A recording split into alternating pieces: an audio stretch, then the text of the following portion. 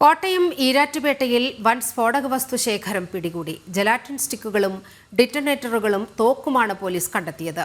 കട്ടപ്പനയിൽ സ്ഫോടക വസ്തുക്കൾ കണ്ടെത്തിയതിന് പിന്നാലെ നടത്തിയ പരിശോധനയിലാണ് വസ്തുക്കൾ പിടിച്ചെടുത്തത്. ഇന്നലെ കട്ടപ്പനയ്ക്കടുത്ത് പുളിയൻ മലയിൽ ജലാറ്റിൻ സ്റ്റിക്കുമായി പിടിയിലായ ഷിബിലിയെ ചോദ്യം ചെയ്തതിനെ തുടർന്നാണ് ഈരാറ്റുപേട്ടയിൽ പോലീസ് പരിശോധന നടത്തിയത്.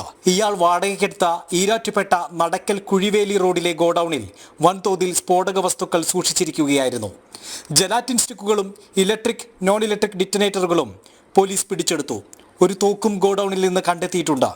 മനുഷ്യർക്ക് ജീവഹാനി ഉണ്ടാക്കാത്ത എയർ പിസ്റ്റളാണിതെന്ന് പോലീസ് പറയുന്നു. എങ്കിലും എയർ പിസ്റ്റൾ സൂക്ഷിക്കാനിടയായ സാഹചര്യം പോലീസ് പരിശോധിക്കുന്നുണ്ട്.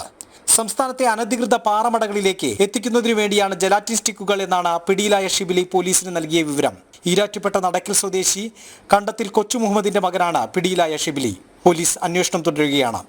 ജനം, കോട്ടയം.